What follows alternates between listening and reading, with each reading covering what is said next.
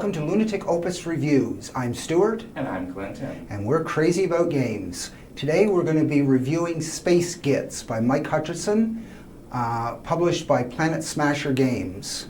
We'll be looking at it with 10 different criteria: lore, faction, game mechanics, scenarios, ease of getting into, rulebook, figs, kit bashing potential, replayability, and price.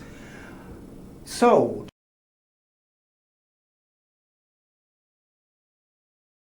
first up we have lore.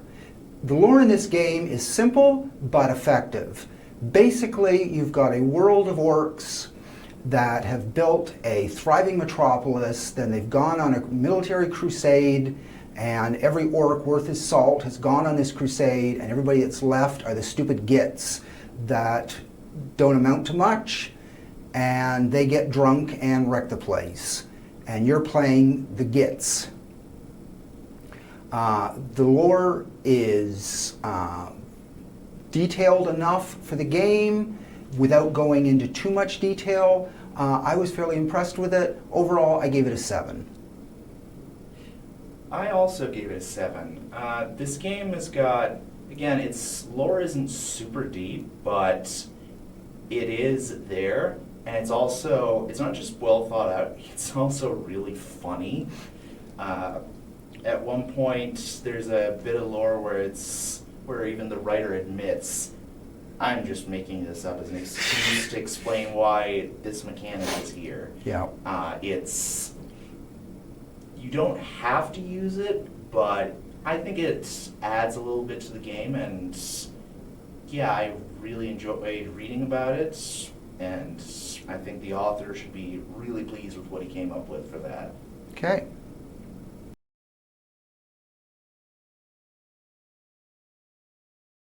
So, for the factions, I haven't had a chance to play with the factions, unfortunately, so I can't really give them a fair review, so I'm just going to give them a decent 6.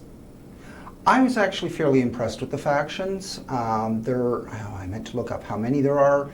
There's somewhere between 8 and a dozen, I think.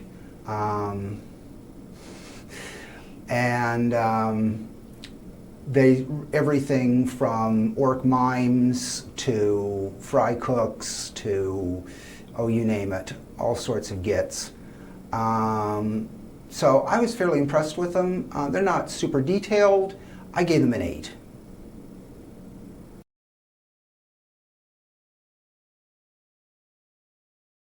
Third up, we have game mechanics. I'm impressed with the game mechanics in this. They're novel.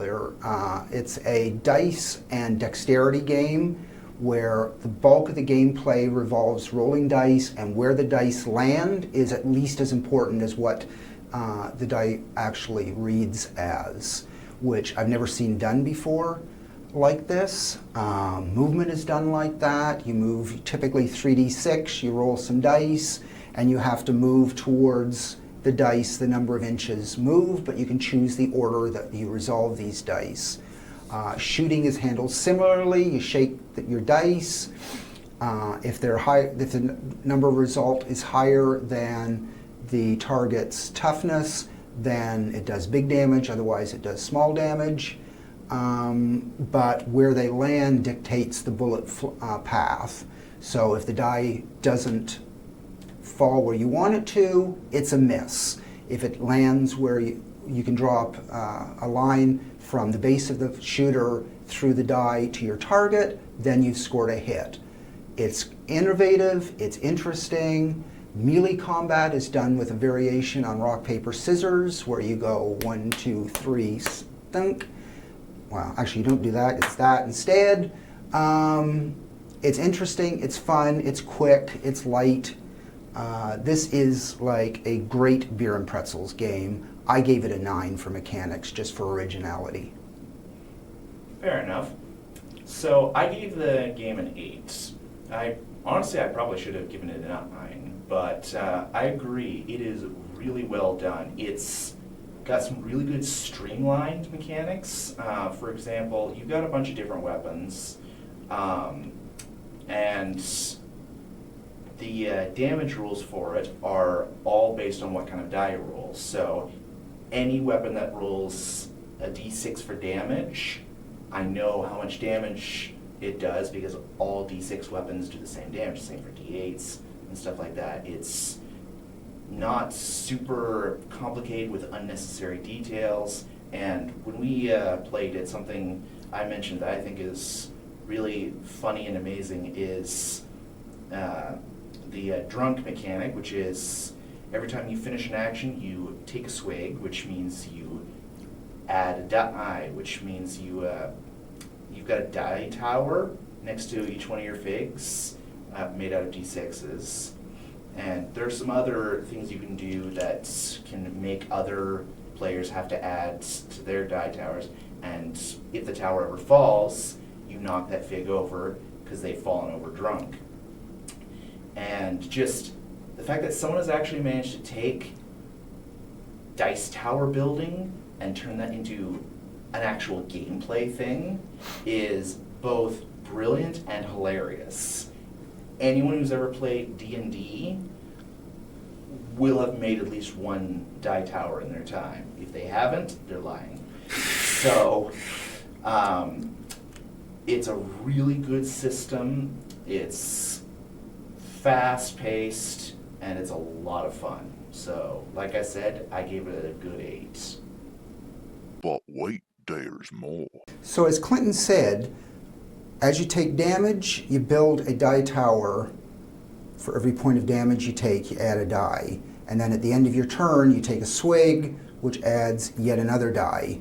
When you move your fig, the dice tower has to stay in contact with the fig every time. If it falls, your orc falls over, he's drunk, the die tower is discarded. Fast, simple, and incredibly characterful. I love the game mechanic. It's a lot of fun. I do like that it does have specific rules for if someone else knocks over the tower. So if that was my figure and he knocked over my tower, then he doesn't fall over drunk. So you can't just cheat in this game. Yeah, if you knock over the opponent's tower, they suddenly sober up, and the dice that fall get discarded, and they're healthier than they were before. Mm-hmm. Which is very orky. Very orky.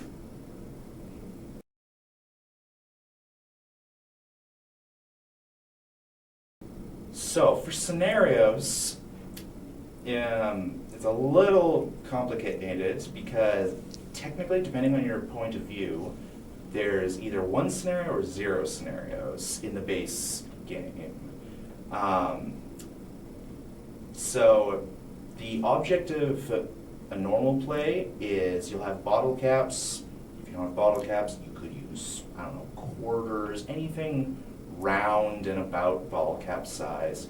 You, at the start of the game, hold above the table, drop them, leave them where they lie. They're basically victory points. It's whoever by the end of the game collects the most wins. There are ways to steal from each other. That's all there is for win conditions. There are a couple of, I guess you could call them expansions. There's one on the Patreon, and currently this game is actually on Kickstarter. Both of those have little expansions you can get that add a few scenarios. I have not looked at those scenarios because they're not in the base game.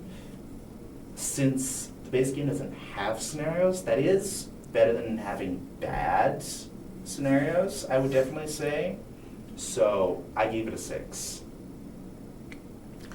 Like he said, the scenarios are effectively behind a paywall. You can join his Patreon and get access to some scenarios, which I believe are just early release versions of ones from the Kickstarter book. Or you can join his Kickstarter, which is currently live as of recording.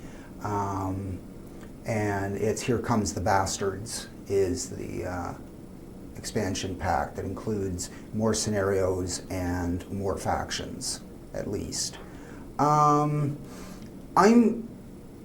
I have read through the ones from the Patreon. I've become a patron of them, and they're not, they're serviceable, but I'm not impressed that they're behind a paywall. So I only gave it a 4 for scenarios. There's some coming. They look fun. Haven't tried the new ones yet, but annoyed that you had to pay extra to get scenarios in a modern game. So yeah, I gave it a 4. Yeah, paywalls are very rarely a good thing. Yeah.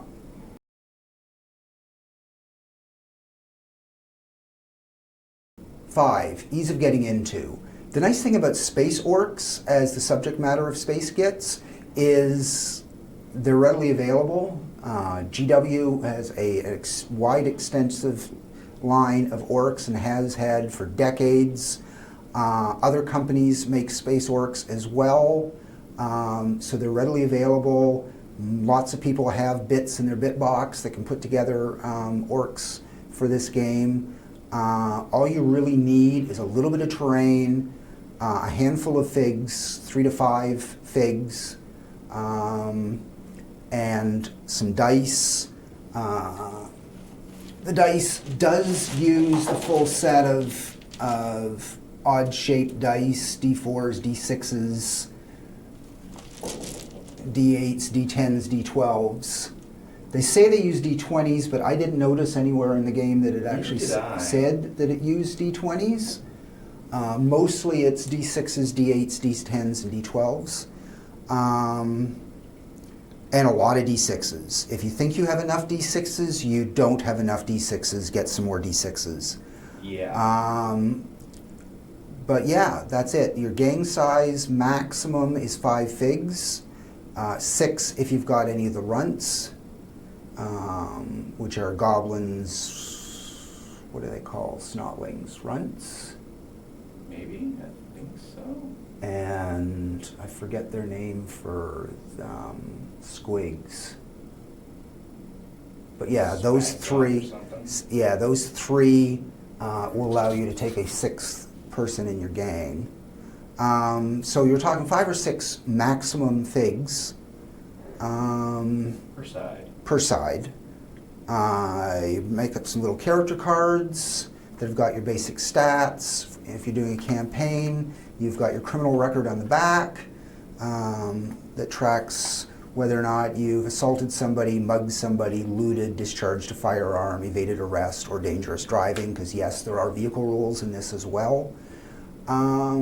It's quite easy to get into. I gave it an 8. So I also gave the game an 8 for ease of getting into. Like you said, there's lots of figures to use. You've got GW if you've got infinite money. There are a handful of other companies that do space orky type characters.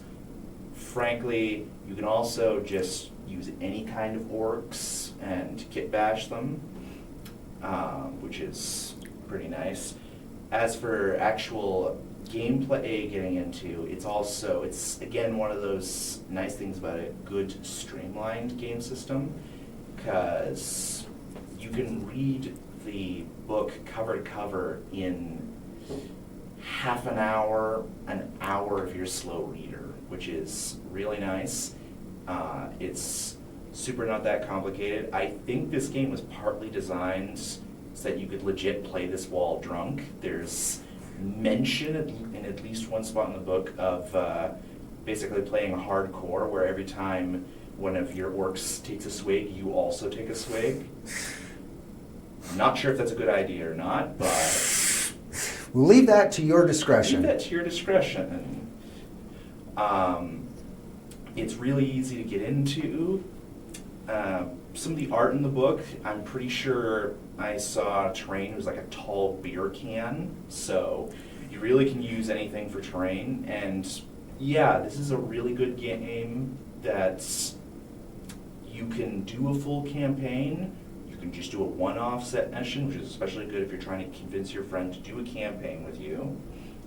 And building a gang takes a couple couple minutes if you're slow. So, yeah, really good for ease of getting into.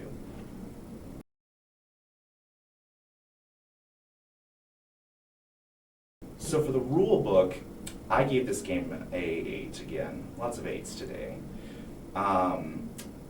This is a really good book for reading.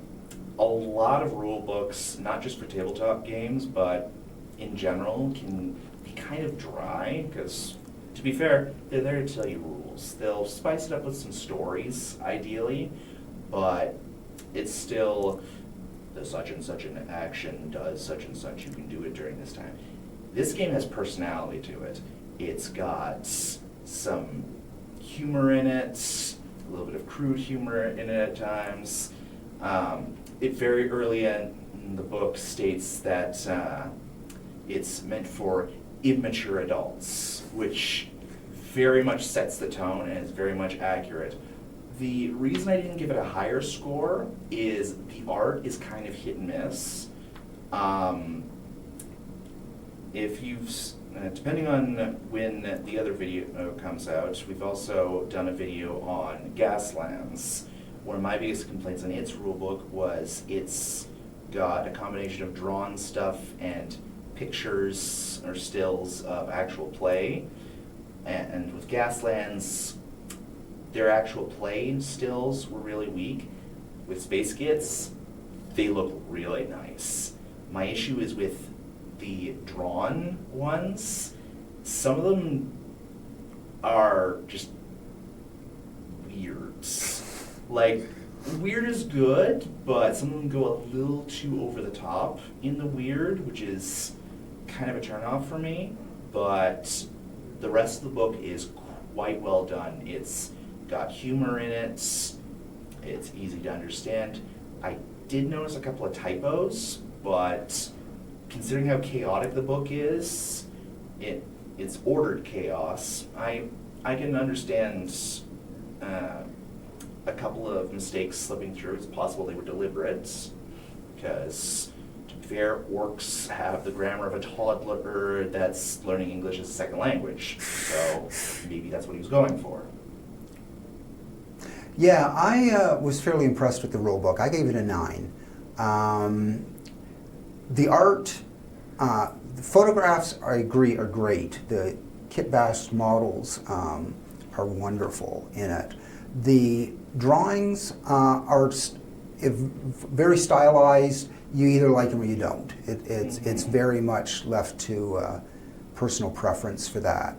My main reason for not giving, because it is a fun read, it gets the tone wonderfully well. My main reason for giving it a 9, and I will continue to not give games a 10 for rule books if they don't have an index at the back. That's one of my cardinal rules. You've got to have an index at the back. So yeah, I gave it a 9.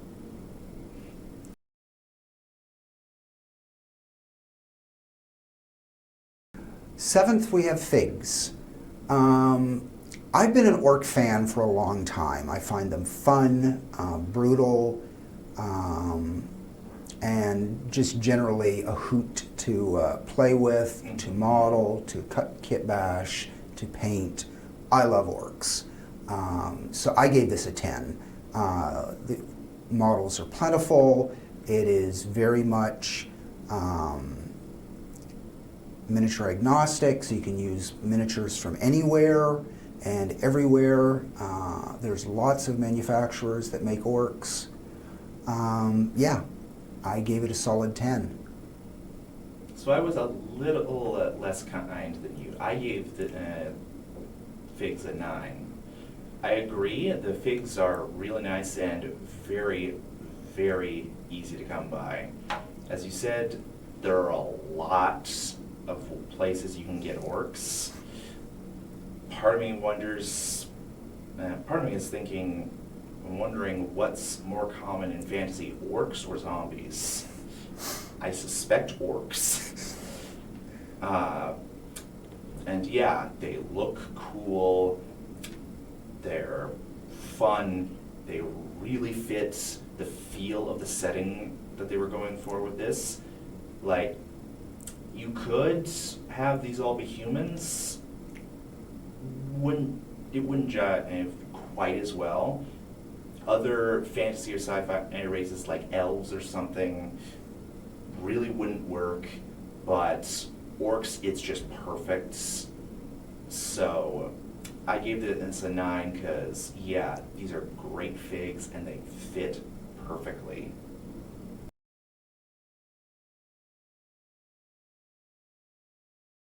That brings us, of course, up to kit bashing potential. So this is another one of these games that has no official figs. You can't go to a official store and buy Space Git figs, but it's incredibly open on what you do. For the most part, your figs got to be green. If you want to fight with the other player on whether or not orcs have to be green, okay, you deserve to lose that fight, but go ahead and try. They're incredibly easy to find. I mentioned you don't technically have to use space orcs. You can just kit bash any green-skinned bipedal figure. The only real rules for the kit bashing is the fig has to visibly have the gear that you buy for him. So for example, this guy's got a single one-handed firearm and a single one-handed weapon. That means I can't give him a heavy blaster, which is fair. It also makes it a lot easier to figure out what fig is what. I've played Battletech a couple of times, and I find some of the mechs can look a little too similar, so you'll be going, is that my Atlas, or is that my such and such? What weapons does it have? You're not going to have that issue here. My gang has fairly similar looking people, but even then I can, from a glance, tell who's who. There's also the fact that a very common item used for kit bashing, or ingredient, I'm not sure what you would call it, is green stuff, which is, I know Stuart has used it a lot in a lot of his kit bashings, and conveniently, it's green. You don't even have to paint it. So this game is incredibly open for kit bashing, and it absolutely lets you go nuts. So solid 10 for me. Do you know the manufacturer of green stuff, at least in North America, is discontinuing it? They're stopped making it. Really? Yeah, I was pretty upset when I heard that. Good thing I've got a decent supply of it. Yeah, kit bashing potential. The thing that impressed me is there's 3 different ways to make a gang. One way is called a la carte, which is a typical, you figure out what you want, type of unit, whether they're orcs, bull orcs, which are basically knobs, goblins, which are grots, etc. Then you choose what type of gear you want to give them, what sort of weapons you want to give them. Option 2, you choose what type of character you want to take, whether it's a grot, whether it's an orc, whether it's a bull orc, and then you randomize what sort of equipment they have. And option 3, you randomize what type of character it is and what type of equipment they have. And the second and third methods are deliberately there to encourage you to kit bash. This game just wants you to kit bash your orcs. So I gave it a clear 10. The only reason I gave it a 10 is because I can't give it a 12. This game strongly encourages kit bashing. Yeah, so easy 10 there.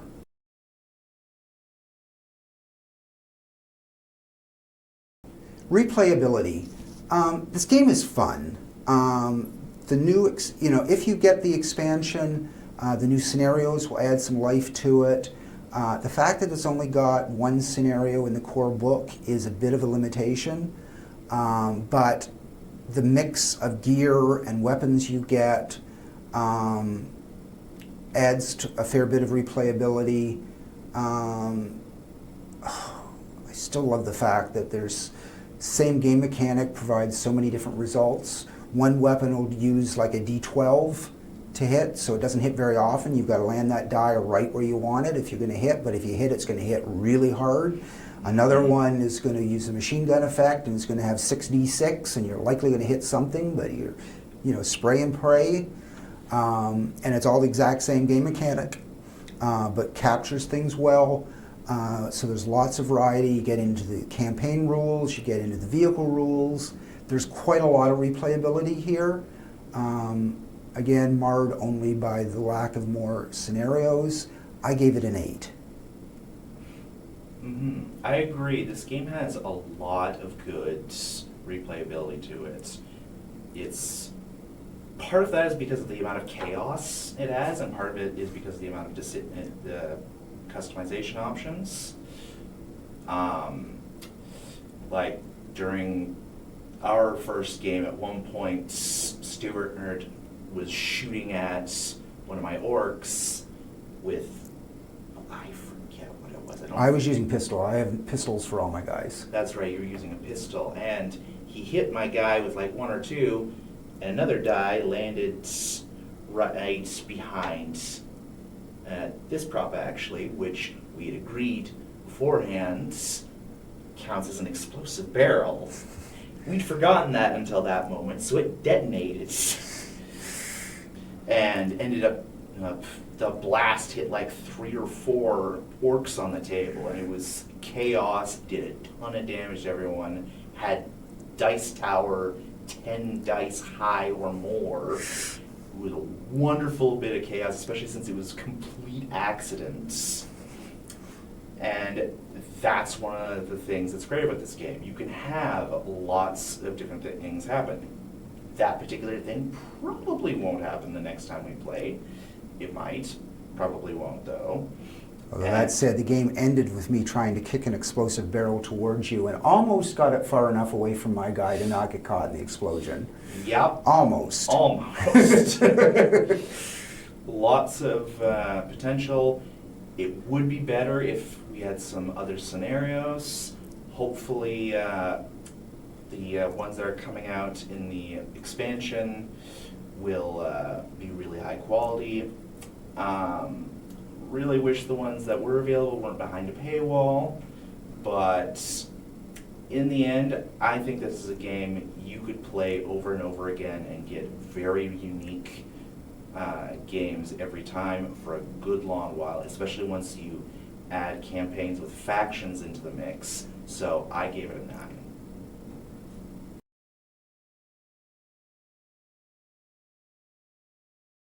So lastly is price. So this game is fairly small. Like, I don't know if the Kickstarter is offering to sell actual physical copies of the game. I believe it is. It is?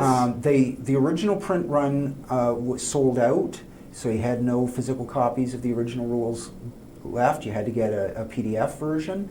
But I believe that for the Kickstarter, he's doing a second print run. I'm not 100% sure of that, but I believe he's doing a second print run on the book and a physical print run of the expansion book as well as being, of course, available for PDF. So if you want to get it on its Kickstarter, you can potentially get a physical copy. If you did, it would not be very thick. Like I said, it does not take super long to read, but it is very good quality. It isn't riddled with spelling mistakes. It's well balanced, which is always very important. It's fun to read. It's fun to play. It's rare you'll find a book that's a rule book that's fun to read. So considering it's under $50, Canadian at least, I'm not sure, I don't know. Oh, it was well under $50. It was, it's £20 sterling for the PDF, which Canadian turned out to be $37 or $38, something like that for the rulebook. Okay, I thought it was 40 something, but yeah, that's really cheap, especially for a miniature war game. Those can go for a lot more. So I think that's a really good price, especially for this quality. So I gave it an 8. Yeah. Some game companies give away their rules for free. But Planet Smasher doesn't sell figs, so they're selling the rules is the only way they're making any money. And Mike Hutchinson recently quit his day job to do game design full time, so I can't fault him for that. But the price I thought was reasonable. He does have some figs available. He's partnered up with a company, I forget the name of the company, that is producing some specific figs for the game.